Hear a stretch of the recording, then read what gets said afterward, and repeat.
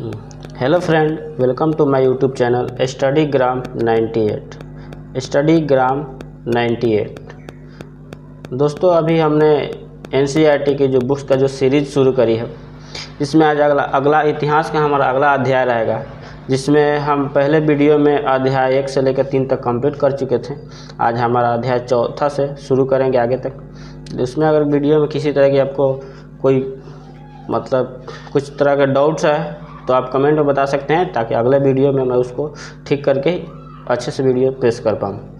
चलिए, तो आज हम शुरू करते हैं। जो हमारा हिस्ट्री का जो हमारा चौथा चैप्टर है, उसमें हमको पढ़ना है क्या बताती है हमें किताबें और कब्रें, यानी इतिहास की जानकारी हमारे किताबों के द्वारा और जो कब्रों है तो उनके द्वारा हमें क्या क्या चीज़ जानकारी मिलती है। जैसे पुराने जो किताब है जिसको हम लोग हाथों से लिखी गई थी पेड़ों के छालों पे, जिसे हम लोग पांडुलिपि कहते हैं, वो हमें तरह तरह जगहों पे खुदाई होती है जिससे हमको अवशेष के रूप में मिलते हैं।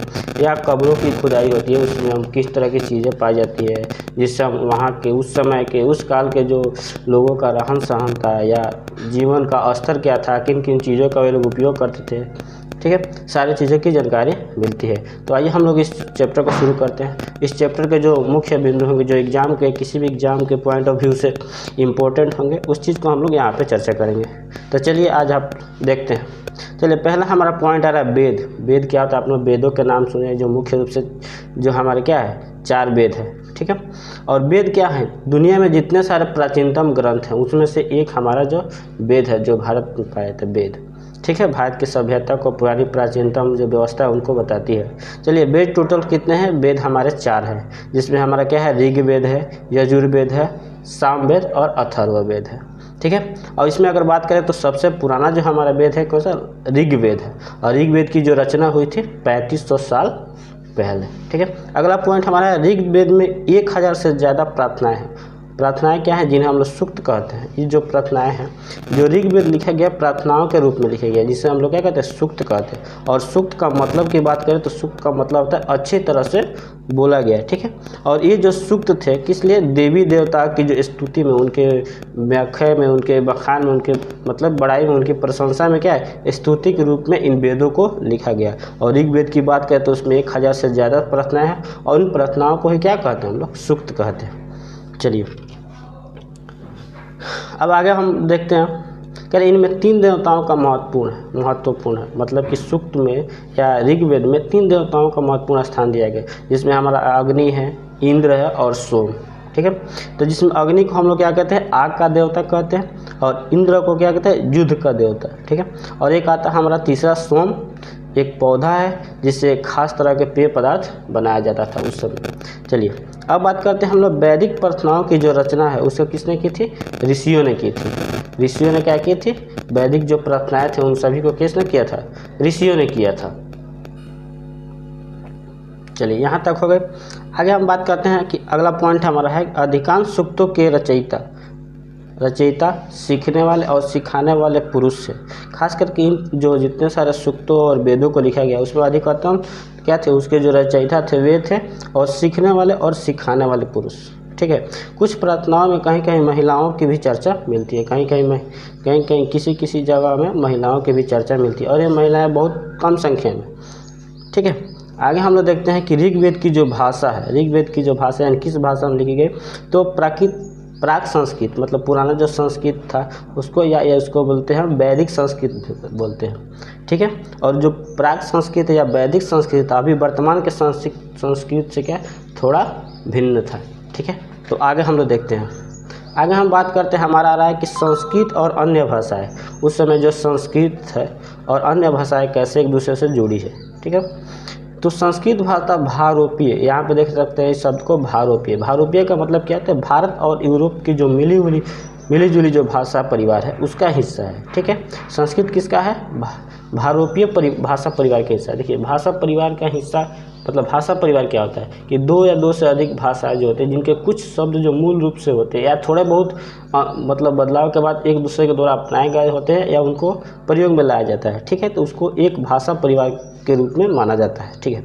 अब देखिए, भारत की जो भाषा है, भारत में बहुत सारी भाषाएं हैं, जिसमें हम मुख्य रूप से बात करें जैसे असमिया हो गया, गुजराती, हिंदी, कश्मीरी और हमारा यहाँ पे सिंधी। एशियाई भाषाएं की बात करें तो जिसमें फारसी तथा यूरोप की बहुत सी भाषाएं हैं, जैसे अंग्रेजी, फ्रांसीसी, जर्मन, यूनानी, इतालवी, स्पेनिश आदि इसी परिवार से जुड़ी है। उन्हें एक भाषा परिवार कहा जाता है। ठीक है, और भाषा परिवार क्यों कहता है? क्योंकि आरंभ में उनके कई शब्द जो क्या एक जैसे थे, इसलिए उन्हें क्या कहते हैं? एक भाषा परिवार माना जाता है। जैसे उदाहरण के रूप में, जैसे मातृ, उदाहरण के रूप में यहाँ लिख सकते हैं कि मातृ शब्द क्या है? संस्कृत का वर्ड है, और इसी को माँ के रूप में क्या हिंदी में यूज होता है। उसी तरह मदर के रूप में अंग्रेजी में यूज होता है। तो ये सारे इस तरह के जो मतलब हमको समांतर देखने को मिलते हैं, उन्हें हम क्या कहते हैं? एक भाषा परिवार का हिस्सा माना जाता है। ठीक है, तो आगे हम लोग देखते हैं इसके आगे। चलिए, अगला हमारा पॉइंट है कि उपमहाद्वीपीय। देखिए, जहाँ भी यहाँ पे इतिहास में उपमहाद्वीपीय का प्रयोग होता है, समझ सकते हैं भारत, क्योंकि भारतीय उपमहाद्वीप के रूप में यहाँ पे वर्णन करा गया है। ठीक है, करें उपमहाद्वीप में दूसरे भाषाओं परिवार की भी भाषाएं बोली जाती है। भारत में क्या अन्य जो भाषा परिवार है उनकी भाषाओं को भी बोला जाता था। उदाहरण के लिए जैसे पूर्वोत्तर प्रदेशों में, जो भारत के पूर्वोत्तर प्रदेश, ठीक है, वहाँ पे तिब्बत बर्मा परिवार की भाषाएं बोली जाती है। भारत के जो पूर्वी हिस्सा है वहाँ पे क्या होती है? तिब्बत बर्मा परिवार की जो भाषाएं हैं उन भाषाओं को कहाँ बोला जाता है? भारत के पूर्वी प्रदेशों में। ठीक है, उसी तरह बात करें जैसे तमिल, तेलुगु, कन्नड़ और मलयालम, ये सारे जो मतलब कि दक्षिण भारत के जो भाषा है वो किस भाषा परिवार के? द्रविड़ भाषा परिवार की भाषा है। तमिल, तेलुगु, कन्नड़ और मलयालम जो है द्रविड़ भाषा परिवार की भाषा है। आगे हम बात करते हैं झारखंड और मध्य भारत। झारखंड और मध्य भारत में जो भाषाएं बोली जाती है वो क्या है? ऑस्ट्रो एशियाटिक परिवार की भाषा है, झारखंड में और मध्य एशिया में। ठीक है, वो ऑस्ट्रो एशियाटिक परिवार की जो भाषाएं हैं जो हम लोग झारखंड और मध्य भारत में देखने को मिलती है। अगले हम बात करें, अगला हमारा पॉइंट है कि पांडुलिपि भुर्ज नाम का एक वृक्ष होता है जिसकी छाल पर लिखी जाती है। ठीक है, और जो अधिकतर कश्मीर में पाई जाती है। ठीक है, कुछ ऐसे चीज़ जैसे ऋग्वेद की जो पांडुलिपि थी, पांडुलिपि की हमने बात करी थी। पांडुलिपि क्या होती है? जो पेड़ों की छाल पर जो हाथ से लिखी हुई पुस्तकें होती हैं उन्हें हम लोग क्या कहते हैं? पांडुलिपि कहते हैं। और ये जो ऋग्वेद की जो पांडुलिपि थी कहाँ पाई गई थी? कश्मीर में पाई गई थी। ठीक है, आगे का जो पॉइंट हम लोग बात करते हैं कि ऋग्वेद की प्रार्थनाओं में ऋग्वेद की जो पांडुलिपि है उसको अभी भी उसको सुरक्षित रखा गया। कहाँ रखा गया? महाराष्ट्र में एक जगह है पुणे, वहीं पे एक पुस्तकालय है जिसमें इसको सुरक्षित रखा गया। ऋग्वेद की पांडुलिपि को कहाँ रखा गया? पुणे में, जो महाराष्ट्र में स्थित है। ठीक है, वहाँ का एक पुस्तकालय में। कह रहा है कि ऋग्वेद की प्रार्थनाओं में नदियों का उल्लेख, किन की नदियों का उल्लेख है? सरस्वती, सिंधु और उसकी सहायक नदियों का उल्लेख है। ऋग्वेद है उसमें क्या है? नदियों का भी उल्लेख है, जिसमें मुख्य रूप से सरस्वती, सिंधु और उसकी सहायक नदियों का उल्लेख है। ठीक है, ऋग्वेद में गंगा और यमुना का भी उल्लेख मिलता है, जिसको सिर्फ एक बार किया गया। गंगा और यमुना का उल्लेख क्या है? सिर्फ एक बार किया गया। अगला हमारा पॉइंट है कि ऋग्वैदिक काल में महत्वपूर्ण पशु कौन सा है? गाय और घोड़ा, ये जो महत्वपूर्ण पशु है ऋग्वैदिक काल में। अब चलिए आगे हम लोग पॉइंट, अगला हमारा पॉइंट है कि लोगों का वर्गीकरण किस तरह से हुआ था। ठीक है, लोगों का वर्गीकरण कैसे हुआ? तो कह रहे काम क्या? काम, भाषा, परिवार या समुदाय, निवास स्थान या सांस्कृतिक परंपरा के आधार पर क्या किया? लोगों का वर्गीकरण किया गया था। देखिए, लोगों का वर्गीकरण का आधार क्या क्या है? काम है, भाषा है, या किस परिवार और समुदाय के हैं, या उनका निवास स्थान कहाँ है, या उसकी सांस्कृतिक परंपराएं क्या है। इसके आधार पर हम लोगों को क्या उस प्राचीन काल में वर्गीकरण किया गया। ठीक है, जनता या पूरे समुदाय के लिए दो शब्द प्रयोग किए थे। जो आम जनता थी उनके लिए दो शब्द प्रयोग किया था। दो शब्द में क्या क्या था? एक था जन और एक था विष।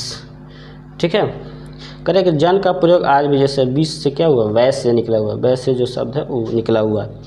करें ऋग्वेद में विष और जनों के नाम मिलते जुलते हैं। उदाहरण के लिए हम ले सकते हैं जैसे पुरु जन या विष, जैसे भरत जन या विष, यदु जन या यदु विष, ऐसे हम लोग उल्लेख देखने को मिलता है कई प्राचीन ग्रंथों में।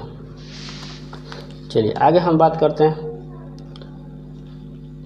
आगे जो हमारा पॉइंट है, कह रहा है कि जिन लोगों ने इन प्रार्थनाओं की रचना की, जिन लोगों ने ऋग्वेद की जो प्रार्थनाएं हैं, ऋग्वेद की जो प्रार्थनाएं हैं, उनको प्रार्थनाओं को हम लोग क्या बोलते हैं? सुक्ति बोलते हैं, सुक्ति। कह रहे जिन लोगों ने इनकी रचना की वे खुद को क्या बताते थे? आर्य बताते थे, तथा अपने विरोधी को, जो मतलब उनकी रचना नहीं करी थी, उनके विरोधी थे, उनको दास या दस्यु कहते थे। ठीक है, और दस्यु लोग क्या होते थे? जो यज्ञ नहीं करते थे, शायद दूसरी भाषा भी बोलते थे। ठीक है। इस तरह इन लोगों ने अपने आप को क्या किया, आर्य कहा। और जो लोग यज्ञ नहीं करते थे या इनकी भाषाएं नहीं बोलते थे, दूसरी भाषा बोलते हैं, उन लोगों को इन्होंने क्या कहा, दस्यु कहा या दास कहा। ठीक है। अगला हमारा टॉपिक है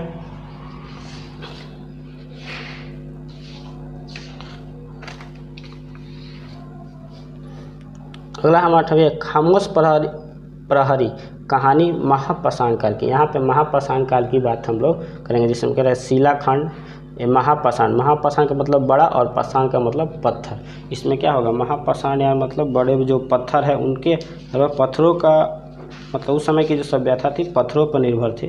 ठीक है, पत्थर की चीज़ें ज़्यादातर प्रयोग लोग करते थे। ठीक है, आगे हम लोग इसके बाद बात करते हैं। चलिए करें कि ये जो महापाषाण के जो पत्थर थे कैसे थे, ये पत्थर दफन करने की जगह पर लोगों द्वारा बड़े करीने से लगाए थे। करें इन पत्थरों का क्या है, जो उस समय की कब्रें बनाई जाती थी और उस कब्रों को बड़े करीने तरीके से इन पत्थरों को सजाया जाता था। ठीक है, और महापाषाण की जो कब्रें बनाने की जो प्रथा थी कितनी पुरानी है, लगभग 3000 साल पहले की बात है। 3000 साल पहले ये जो प्रथा थी महापाषाण में कब्रें पत्थर के बनाने की, ठीक है, ये शुरू हुई थी। यह प्रथा कहाँ कहाँ विकसित थी, दक्कन में, दक्षिण भारत में, उत्तर पूर्वी भारत में और कश्मीर में। इन जगहों पे क्या थी, महापाषाण कब्रें बनाने की प्रथा थी। ठीक है, कब्रें के साथ कुछ वस्तुओं को दफनाई जाती थी। ठीक है, और ये वस्तुएं किन चीज़ों पर निर्भर करते थे कि मरने वाला जो व्यक्ति है, मृत व्यक्ति की समृद्धि के अनुसार, अगर वो व्यक्ति राजा है तो मतलब आभूषण, वस्त्र, घोड़े, ठीक है, मतलब घोड़े प्लस उसके अलावा हथियार, ये सारी चीज़ें उनके साथ दफनाई जाती थी। अगर कोई आम जनता, गरीब जनता में, तो उसके साथ भोजन, खाने पीने की चीज़ें, मतलब व्यक्ति की जो समृद्धि है उसके आधार पर उनके साथ जो चीज़ें वो दफनाई जाती थी। यहाँ पे कुछ चीज़ों का उदाहरण भी ले सकते हैं, जैसे मिट्टी के बर्तन काले और लाल हो सकते थे। ठीक है, लोहे के औजार, हथियार, घोड़े के कंकाल और सामान, पत्थर और सोने के गहने, खाने की चीज़ें, इन सारी चीज़ों को उनके कब्रों के साथ दफनाया जाता था। ठीक है, अब बात करें कि वेदों की रचना का प्रारंभ कब हुआ, तो लगभग 3500 साल पहले। उसके बाद आते हैं महापाषाण काल का निर्माण कब है, लगभग 3000 साल पहले। और एक जो आते हैं चिकित्सक रूप में चरक ने एक बुक लिखी थी, एक किताब लिखी थी, जिसको हम लोग क्या कहते हैं, चिकित्सा, ये चरक संहिता क्या है, चिकित्सा विज्ञान की एक महत्वपूर्ण किताब थी, जिनके लेखक कौन थे, चरक थे, और वे क्या थे, वैद्य थे। ठीक है, और ये कब लिखा उन्होंने, 2000 साल पहले। ठीक है, खुदाई के क्रम में उस समय एक जगह है इनाम गाँव, वहाँ पे मतलब पुरातत्व वेदों को, मतलब जिन्हें खुदाई करी, उन लोगों को क्या क्या मिला था, तो उदाहरण के रूप में से कुछ मतलब कि अनाज मिले थे, कुछ वस्तुएं मिली थी, कुछ जीव जंतु मिले थे। ठीक है, कुछ फलों के मतलब साक्ष्य मिले थे। ठीक है, तो उन चीज़ों को यहाँ पर दिया गया है, जैसे गेहूँ, जौ, चावल, दाल, बाजरा, मटर, तिल के बीज, जानवरों की हड्डियाँ, गाय, बैल, भैंस, बकरी, भेड़, कुत्ता, घोड़ा, गधा, सूअर, सांभर, चितकबरा, हिरण, कृष्ण, मृग, खरहा, नेवला, चिड़िया, घड़ियाल, कछुआ, केकड़ा और मछली। फलों में वो लोग बेर, आंवला, जामुन, खजूर आदि, ये सारी चीज़ें वहाँ पे उनको खुदाई के दौरान साक्ष्य के रूप में मिले हैं। ठीक है, यहाँ तक हमारा जो चौथा अध्याय है, चैप्टर 4 है, जो क्या कंप्लीट हुआ। अब हम बात करते हैं, ठीक है, चैप्टर 5 के जो इम्पोर्टेंट पॉइंट है उसकी हम लोग बात कर लेते हैं।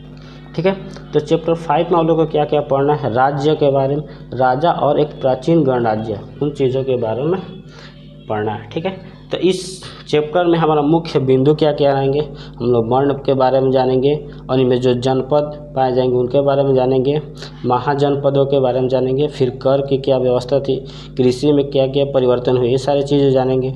मगध राज्य जो वज्जी संघ था, ठीक है, इन चीज़ों को हम लोग जानेंगे। उसके बाद गण क्या होता है, संघ क्या होता है, ठीक है, अजातशत्रु एक शासक था, उसके बारे में थोड़ा बहुत जानकारी लेंगे, फिर वज्जी संघ के बारे में फिर से जानकारी लेंगे। तो आइए हम लोग 5वें अध्याय को फिर से एक बार देखते हैं। ठीक है, सबसे पहले हमारा जो पॉइंट था वर्ण क्या है,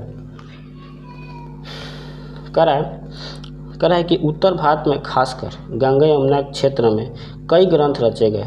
उत्तर भारत में खासकर गंगा यमुना क्षेत्र, उत्तर में जो गंगा यमुना का जो क्षेत्र है उनके आसपास कुछ ग्रंथ रचे मतलब लिखे गए। ठीक है, कह रहा है ऋग्वेद के बाद रचे होने के कारण करें इन ग्रंथों क्या ऋग्वेद के बाद के काल में मतलब इन लोग को इसको लिखा गया था, इसलिए जो क्या कहते हैं उत्तर वैदिक ग्रंथ कहते हैं। मतलब जिन ग्रंथों की रचना ऋग्वेद की रचना के बाद की गई उन ग्रंथों को हम लोग क्या कहते हैं ऋग्वैदिक उत्तर वैदिक ग्रंथ। ठीक है, इनके अंदर क्या क्या आते हैं जैसे सामवेद, यजुर्वेद, सामवेद, मतलब टोटल आप लोग मालूम है इस 4 वेद है, जिसमें से पहला यानी प्रथम और सबसे प्राचीन ऋग्वेद है, और ऋग्वेद के बाद ये तीनों ग्रंथ मतलब वेद रचे गए जैसे सामवेद, यजुर्वेद, अथर्ववेद। ठीक है, तो इन वेदों को क्या कहा जाता है उत्तर वैदिक ग्रंथ। क्यों? क्योंकि ऋग्वेद की रचना के बाद के समय में इन वेदों की रचना की गई। ठीक है, इनके अलावा इन 3 वेदों के अलावा अन्य भी ग्रंथ इनमें शामिल किए गए। ठीक है, कह रहा है कि पुरोहितों द्वारा रचित इन ग्रंथों में विभिन्न प्रकार के अनुष्ठान और उनके संपादन की विधियाँ बताई गई कि ये जो वेद रचे गए उसमें क्या लिखे गए।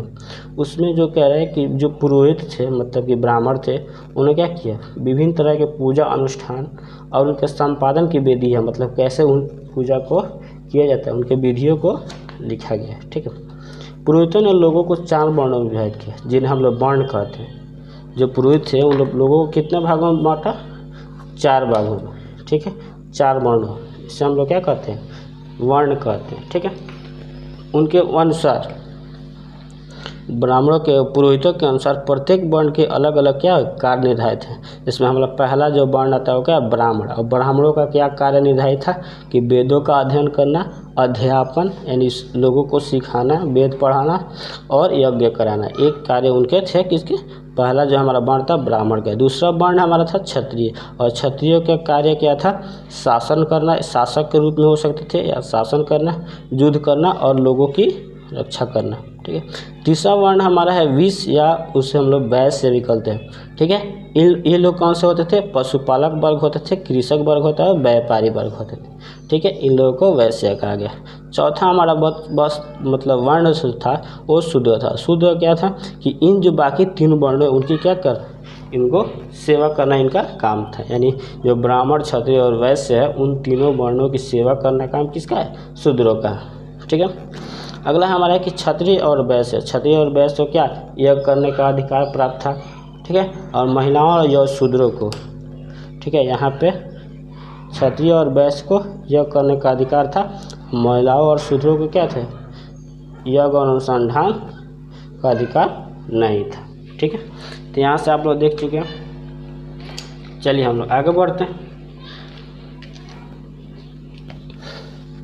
यहाँ से कह रहा है कि पुरोहितों के अनुसार सभी वर्णों का निर्धारण जन्म के आधार पर होता है। पुरोहितों का मानना था कि जो जिस वर्ण में पैदा हुआ ये तय कर उनके जन्म के आधार पर ही तय हो गया कि वो कौन से वर्ण का हिस्सा है। ठीक है, और कौन सा मतलब उनको कार्य को अपनाना है। ठीक है, आगे हम बात करते हैं जनपद की। जनपद क्या होता है? इनका शाब्दिक जो अर्थ होता है जनपद का क्या होता है? जन के बसने की जगह, मतलब जन यानी लोगों की बसने की जो जगह होती थी उनको हम लोग क्या बोलते थे? जनपद। ठीक है, ये जनपद के क्या होते? जो राजा होते थे क्या महायज्ञों को कराने वाले राजा अब जन के राजा न होकर क्या है जनपदों के राजा माने लगे। ठीक है, अब धीरे धीरे क्या हुआ कि जो जनपद के राजा थे वे धीरे धीरे शक्तिशाली होते गए, और शक्तिशाली होने के साथ क्या वो महायज्ञों की रचना मतलब महायज्ञ कराने लगे। अब महायज्ञ कराने का मतलब ये हुआ कि अब जन के राजा नहीं होकर वो बहुत सारे जनपदों के राजा माने गए, और वही जनपद आगे चल के क्या है महाजनपद का निर्माण हुआ। तो इस तरह से आप समझ सकते हैं कि जनपद से महाजनपद कैसे बने, यानी कि जो कालांतर में जो जनपद के राजा थे धीरे धीरे शक्तिशाली हो गए, महायज्ञ कराने लगे और राज्य विस्तार के लिए सेनाएं रखने लगी। इन सारी चीज़ों को करने के बाद वे क्या अपने आप को ठीक है महाजनपद घोषित करें। ठीक है, करीब 2500 साल पहले कुछ जनपद अधिक महत्वपूर्ण हो गए और इन्हें महाजनपद कहने लगे। और अधिक महत्वपूर्ण कैसे हो गए? क्योंकि उन्होंने पास शक्ति बढ़ गया, राज्य का विस्तार ज़्यादा हो गया, सैनिक रखने लगे। ठीक है, करें कि अधिकतर महाजनपदों की राजधानी होती थी, और महाजनपद होने के बाद क्या इन्होंने अपनी राजधानी बनाई। ठीक है, और राजधानियों को क्या कि उसके किलेबंदी की, और किलेबंदी कैसे की? लकड़ी से, ईंट से या पत्थर की ऊंची ऊंची दीवारों से क्या कि अपनी राजधानियों की किलेबंदी की। और किलेबंदी क्यों की? सुरक्षा और अच्छी प्रशासन के दृष्टि से, क्योंकि हमारा राज्य जो जनपद जो रहेगा सुरक्षित रहेगा। इसी की वजह से उन्होंने क्या की किले ये अपने राज्य के चारों तरफ किलेबंदी की, और किलेबंदी करने में किन चीज़ों का प्रयोग किया उन्होंने? लकड़ी का, ईंट का, पत्थर का प्रयोग किया। अब कह रहा है कि अब राजा सिपाहियों को नियमित वेतन देकर अस्थायी सेना रख, जब जो जनपद से महाजनपद बनने के बाद जो राजा क्या करे, अब सिपाहियों को नियमित वेतन देकर क्या हमेशा के लिए अस्थायी सेना बनाकर रखने लगे। ठीक है, आगे हम लोग देखते हैं। इसके आगे हम लोग बात करते हैं, यहाँ तक हुआ, इसके आगे हम लोग चलिए। अभी हम लोगों ने देखा कि जो राजा थे जो जनपद से लेकर मतलब बड़े होने के बाद महाजनपद कहलाने लगे, और महाजनपद कहलाने के बाद क्या करे, अब अस्थायी सेना रखने लगे। और अस्थायी सेना रखने के बाद उन लोगों को क्या अधिक मात्रा में धन की आवश्यकता पड़ी, और धन की आवश्यकता को पूर्ति के लिए प्राचीन काल में एकमात्र स्रोत था लोगों पर कर लगाना। ठीक है, कई देखते हैं कर के बारे में, देखते हैं कि कर क्या होता है। कह रहे हैं कि महाजनपदों के जो राजा विशाल किले बनवाते थे, बड़े बड़े जो महाजनपद हो गए, बड़े से विशाल किले बनवाए और बड़ी संख्या में सेना रखने लगे, और उन्हें प्रचुर संसाधनों की आवश्यकता होती थी। कह रहे कि जब बड़ा किला बनवाएंगे, बड़ी सेना रखेंगे, तो उन सेनाओं के संचालन के लिए, उन्हें वेतन के लिए, ठीक है, अधिक मात्रा में संसाधनों की ज़रूरत होगी, और इसके लिए उन्हें क्या कर्मचारियों की भी आवश्यकता पड़ेगी। और उतने बड़े सेना की देखरेख, बड़े से राज्य का देखरेख, उस संचालन के लिए क्या है, ज़्यादा कर्मचारियों की आवश्यकता पड़ेगी, और इन सारे कर्मचारियों को रखने के लिए क्या है, प्रचुर मात्रा में संसाधनों की ज़रूरत पड़ेगी। ठीक है, अतः महाजनपद के राजाओं ने क्या किया, समय समय पर लोगों के लाए गए उपहारों पर निर्भर न रहकर, पहले क्या होता था कि लोग अपने आप से राजा को उपहार देते थे, कर के रूप में देते थे। ठीक है, अब उन्होंने क्या किया कि अधिक मतलब संसाधन जुटाने के लिए, इकट्ठा करने के लिए, कि उपहारों पर निर्भर न होकर अब क्या करें, नियमित रूप से क्या करने लगे वो लोग, यहाँ पे कह रहे हैं कि उपहारों पर निर्भर न रहकर क्या करें, नियमित रूप से कर वसूलने लगे। अब राजा क्या करने के लगे, पहले के जैसा नहीं कि लोग उपहार दे दिए तो उन लोगों का हो गया। ठीक है, अब उन्हें ज़्यादा मात्रा में सेना रखी, बड़ा सा राज्य बना लिया, उसको सबको देख रेख करने के लिए अस्थायी सेना रख ली, और सेनाओं को वेतन देने के लिए अनेक खर्चों के लिए क्या उन्होंने क्या किया कि ये उपहारों पर निर्भर न रहकर उन्होंने क्या किया, नियमित रूप से कर लगा दिए लोगों पे, और कर वसूलने लगे। ठीक है, उन्होंने क्या क्या कर लगाए, तो उन्होंने फसलों पर लगाया क्या, सबसे महत्वपूर्ण जो कर था क्या, फसलों पर था। क्यों क्या, क्योंकि अधिकांश जो जनसंख्या थी कृषक थे। ठीक है, अधिकांश लोग कृषि पर निर्भर थे, और उन्होंने क्या है, कृषक लोगों पर भी कर लगाया। उसमें कर किस तरह का था कि उपज का छठवां भाग देना था, मतलब कि उपज का छठा भाग उन लोग क्या है, कर के रूप में देना था, जिससे क्या कहा जाता था, भाग कहा जाता था। जिससे क्या कहा जाता है, याद रखना आप पॉइंट कि भाग क्या जाता है कि उपज का छठवां हिस्सा जो राजा को कर के रूप में दिया जाता था वो क्या कहा जाता था, भाग कहा जाता था। आगे हम बात करें जो कारीगर थे और शिल्पकार थे, मतलब कि तरह तरह की चीज़ों को बनाने वाले जो कलाकार थे। ठीक है, उन सभी को क्या देना था कि श्रम के रूप में कर देना था। कर देने का जो क्या, ये तो मतलब अपने फसल का भाग दे देते थे, वो हो जाता है। ठीक है, लेकिन जो कारीगर और शिल्पकार थे उन्हें क्या देना पड़ता था, महीने में एक दिन राजा के लिए काम करना है। एक दिन क्या करना है, राजा के घर मतलब राजा के लिए क्या करना है, काम करना है, महीने में एक दिन। ये उन लोगों का क्या होता है, शिल्पकार का कर यही था। पशुपालक जो क्या होता है, तो जानवरों और उसके उत्पाद होते हैं। जानवर जो भी जानवर वो पालते थे, उनके जो भी उत्पाद होते थे या जानवरों को वो राजा को समर्पित करते थे, किस रूप में, कर के रूप में। ठीक है, उसी तरह व्यापारियों पर भी कर लगाया था। जो अखेटक थे तथा संग्राहक थे। अखेटक संग्राहक का मतलब क्या ये हुआ कि जो न तो कृषक थे, ना ही व्यापारी थे, ना ही पशुपालक थे। उन लोगों का काम क्या था, जंगलों में मतलब शिकार करना, जंगलों से चीज़ों को प्राप्त करना, अपना जीवन यापन करना। तब ये लोग क्या किस तरह से कर देते थे कि जंगल से जो भी वस्तु प्राप्त होती थी उन वस्तुओं में से कुछ क्या राजा के यहाँ कर के रूप में जमा करते थे। आगे हम बात करते हैं कृषि में क्या क्या परिवर्तन हुए। ठीक है, तो अब कृषि के क्षेत्र में दो बड़ा परिवर्तन हुआ। दो बड़ा परिवर्तन क्या देखने को मिलता है। पहला तो जो परिवर्तन हुआ कि हल को जो लोहे के बने, हल जो होते थे लोहे के बनने लगे। पहले क्या होता था कि पत्थरों के जो हल बनाए जाते थे, जो कठोर मिट्टी होती है उसकी जुताई अच्छे से नहीं हो पाती थी। लेकिन अब क्या हुआ, कृषि में परिवर्तन हुआ। लोहे का लोग मतलब उसका धातु कर्म जो लोहे का जो निष्कर्षण होता है, ठीक है, लोहे की चीज़ें बनाने के लिए अभी मतलब लोग विकसित हो चुके थे। ठीक है, तो उन्होंने लोहे के क्या बनाया, हल के जो फाल होते हैं उनको किस रूप बनाया, लोहे के। इससे फ़ायदा हुआ कि कठोर भूमि की भी जुताई क्या हो संभव होने लगी। दूसरा चीज़ हुआ कि खेतों में बीज छिड़क कर धान उगाने के बजाय धान के पौधे तैयार कर उनका रोपण किया, जिससे फसलों की क्या हो गई, उपज बढ़ गई। पहले क्या होता था कि धान को ऐसे छींट दिया जाता था और उससे जो भी फसल हुआ तो हो गया, मतलब कि उत्पादन अच्छा नहीं हो पाता था। अब क्या हुआ कि धान को एक पौधा तैयार किया था, फिर पौधे को रोपाया जाता था। अब पहले डायरेक्ट बीज को रोपा था जिससे अच्छी फसल नहीं होती थी। अब धान के पौधे तैयार कर पौधे को रोपने के बाद क्या हुआ, जिससे फसल क्या हो, उपज बढ़ गई। ठीक है, आगे हम लोग देखते हैं। अब उसमें साम्राज्य की बात करते हैं मगध की। मगध जो एक साम्राज्य था उस समय का, जो बहुत ही शक्तिशाली साम्राज्य था, जिसमें चलिए अभी तक हम लोगों ने देखा कि कृषि में क्या क्या परिवर्तन हुए। अब हम लोग देखेंगे कि मगध जो साम्राज्य था बहुत ही शक्तिशाली था। क्यों? लगभग 200 सालों के भीतर मगध का सबसे महत्वपूर्ण जनपद बन गया। मगध जो था सबसे बड़ा जनपद बन गया। और ये क्या है, मगध के बीचों बीच से गंगा और सोन नदी बहती थी। कौन सी नदी? गंगा और सोन नदी। और इन नदियों के बहने से उन्हें क्या फ़ायदा मिला कि यातायात के साधन के रूप में इनका उपयोग किया। इन नदियों का जल के वितरण के रूप में, मतलब कि अनेक क्षेत्रों में जल को छोटे छोटे नहरों द्वारा निकाल कर उनकी सिंचाई में प्रयोग किया गया। और इसकी वजह से क्या हुआ, ज़मीन की उपजाऊ शक्ति बढ़ गई। और उपजाऊ शक्ति बढ़ने का कारण क्या हुआ कि अधिक मात्रा में फसलों का उत्पादन हुआ, जिससे साम्राज्य में जितने सारे आवश्यकता, जो संसाधनों की जो आवश्यकताएँ थी उन्हें पूर्ति करने में मदद मिली। चलिए आगे हम बात करते हैं कि मगध का एक हिस्सा जंगलों से भरा था। और जंगलों को फ़ायदा मगध को कैसे हुआ, क्योंकि वो क्या करते थे, जंगलों से हाथियों को पकड़कर युद्ध में प्रयोग करते थे। जंगल से क्या, जानवरों को पकड़ कर उन्हें अपने उपयोग में लाते थे। जिस तरह से हाथियों को पकड़ कर वे युद्ध के लिए यूज करते थे। उसके अलावा जंगलों से लकड़ियाँ लाते थे, जिससे घर, गाड़ियाँ और रथ बनाने में उनका उपयोग होता था। उसके अलावा लौह अयस्क की खदानें, मगध के क्षेत्र में क्या है, जो लौह अयस्क के खदानें, यानी जहाँ से लोहा निकाला जाता था, उनकी खदानें वो देखने को मिला, जिससे क्या उन लोहों से क्या औजार बनाया जाता और हथियार बनाए जाते थे। ठीक है, उसके अलावा जो मगध के जो शक्तिशाली शासक हुए, उस शासक में कौन कौन से, बिंबिसार और अजातशत्रु का नाम आता है। सबसे शक्तिशाली जो मगध के जो राजे हुए थे उनके।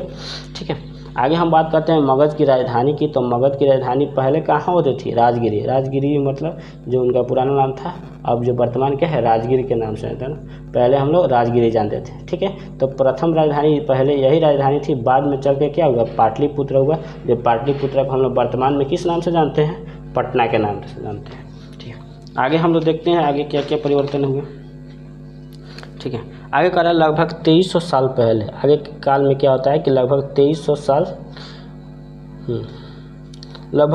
साल पहले मैसेडोनिया का राजा, मैसेडोनिया का राजा सिकंदर, जो विश्व विजय करना चाहता था, वो अपनी विश्व विजय यात्रा पर निकला हुआ था। कहाँ का राजा था, मैसेडोनिया का। कौन राजा, सिकंदर। ठीक है, वो मिस्र और पश्चिमी एशिया के कुछ राज्यों को जीतता।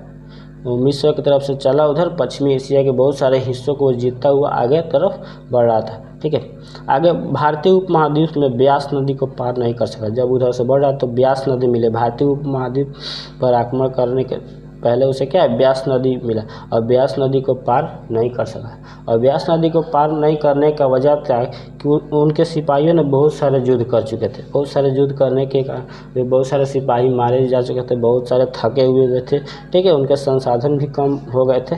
ठीक है, उनके कारण से क्या, उनके सिपाहियों ने इनकार कर दिया नदी पार करने से। ठीक है, इसका दूसरा कारण ये भी था कि भारतीय शासकों के पास क्या थे, पैदल सेना ज़्यादा थे।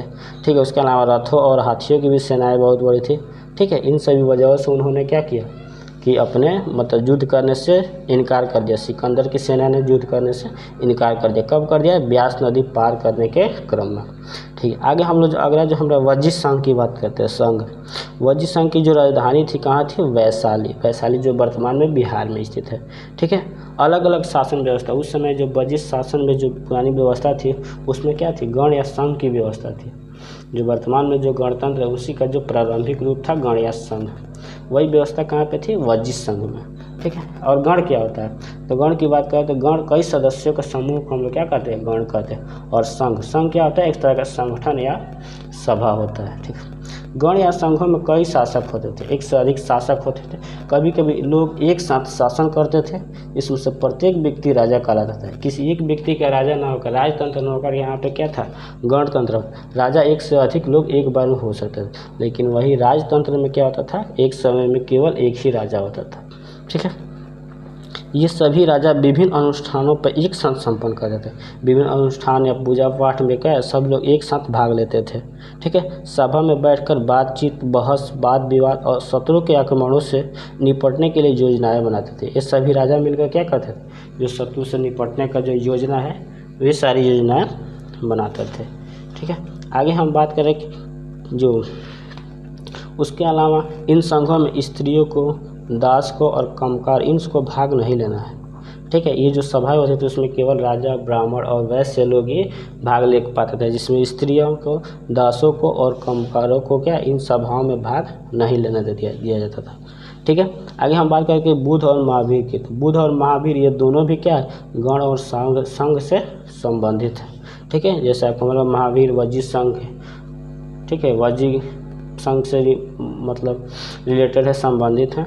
आगे की हम बात करें जो इस संघ का जीवन कैसा था, उनका सजीव वर्णन किसमें मिलता है, बौद्ध साहित्य में। बौद्ध साहित्य में क्या है, इस संघ के जीवन के बारे में विस्तृत वर्णन किया गया। एक दीघ निकाय आता है जो बौद्ध मतलब ग्रंथ है, ये क्या है, एक प्रसिद्ध बौद्ध ग्रंथ है। कौन सा, दीघ निकाय, बहुत इम्पोर्टेंट है, प्रसिद्ध बौद्ध ग्रंथ है। इसमें किस चीज़ के, बुद्ध के व्याख्यान को इसमें शामिल संकलित किया गया है। बुद्ध के जितने सारे उपदेश दिए उनको व्याख्यानों को क्या किया गया, दीघ निकाय में संकलित किया गया। उसके अलावा वजी संघ का भी इसमें वर्णन किया गया है। ठीक है, और इसको कब लिखा गया था, 2300 साल पहले। आगे हम बात करते हैं कि लगभग 1500 साल पहले तक गण या संघ का शासन चलता था। 1500 साल पहले क्या था, गण और संघ का शासनकाल चलता था। उसके बाद क्या किया, गुप्त शासकों ने क्या, गण और संघ को विजय प्राप्त कर उन्हें अपने राज्य में मिला लिया। आगे चल के बहुत दिनों तक, लगभग 1500 साल पहले तक गण और संघ का शासन चलता था, और बाद में क्या हुआ, गुप्त शासकों ने गण और संघ पर आक्रमण किया और उसके विजय करके अपने शासन राज्य में मिला लिया। आगे कह रहा है कि लगभग 2500 साल पहले एथेंस के लोगों ने एक शासन व्यवस्था की स्थापना की। अभी जो वर्तमान में जो लोकतांत्रिक व्यवस्था चल रही है वो सबसे पहले क्या है, 2500 साल पहले एथेंस के लोगों ने एक शासन व्यवस्था की स्थापना की, जिससे हम लोग क्या कहते हैं, वही प्रजातंत्र या गणतंत्र कहते हैं, जो वर्तमान में भारतीय महाद्वीप में मतलब भारत में जो संचालित है। कह रहे हैं कि ये व्यवस्था लगभग 200 सालों तक चली। इसमें 30 से अधिक, ये कितने दिन तक चली, 200 सालों तक चली, और इसमें 30 से अधिक उन सभी पुरुषों को पूर्ण नागरिकता प्राप्त होती है। मतलब कि राज्य में 30 साल से उम्र के जितने सारे लोग पुरुष हैं उन्हें इस मतलब कि तंत्र में, इस व्यवस्था में उन्हें क्या पूर्ण नागरिकता प्राप्त थी, जो दास नहीं होते थे। ठीक है, वर्ष में कम से कम 40 बार सभाएं होती थी। जो प्रजातंत्र था जो एथेंस में, वहाँ पे क्या होता था कि वर्ष में कम से कम 40 बार सभाएं होती थी। इसमें सभी नागरिक भाग लेते थे। पदों की नियुक्ति लॉटरी द्वारा या औरत की नागरिकता नहीं थी। जो उसमें पद की जो नियुक्ति होती थी कैसे होती थी, लॉटरी के माध्यम से।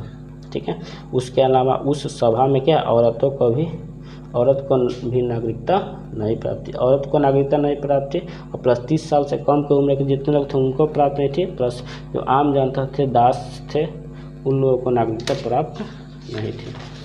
आगे हम बात करते हैं, यहाँ तक तो हमारा हो गया। ठीक है, आगे हम बात करते हैं अगले।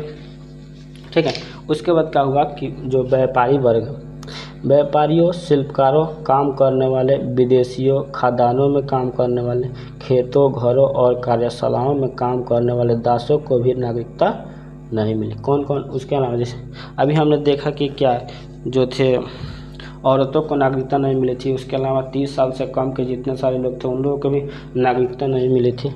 ठीक है, उसके अलावा व्यापारियों वर्ग को, शिल्पकारों को, काम करने वालों को या विदेशियों को, दूसरे राज्यों से आए हुए या खदानों में काम करने वालों को, यानी कि खेतों में काम करने, घरों में, कार्यशाला में, इन सारे लोगों को नागरिकता नहीं मिली। यानी कि मतलब कि उस सभा में वे लोग शामिल नहीं हो सकते हैं।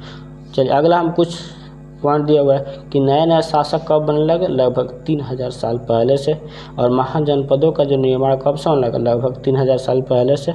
उसके बाद सिकंदर का आक्रमण, दीघ निकाय का लेखक, ये दोनों का लगभग कितना हुआ, लगभग 2300 साल पहले। आगे हम बात करते हैं गण या संघ के राज्यों का अंत कब हुआ, लगभग 1500 साल पहले था। ठीक है, इस तरह से आप देख रहे हैं कि यहाँ तक हमारा आज का सेशन कंप्लीट हुआ। आगे इसके आगे की हम लोग बात अध्याय 6 से हम लोग नए प्रश्न नए विचार को लेकर आएंगे। तब तक आप हमारे वीडियो में बने रहिए। जब तक हमारे वीडियो कैसा लगा उसे कमेंट में ज़रूर बताइए, ठीक है। देखिए ऐसे तो हमने प्रिपरेशन करा, जितना सारे हमारे नोट्स है सबको मैं मतलब डिजिटली अपलोड करना चाह रहा हूँ।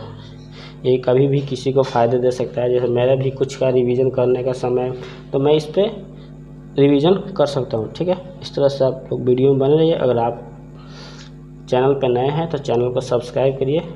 चैनल है स्टडीग्राम 98। चलिए तब तक के लिए थैंक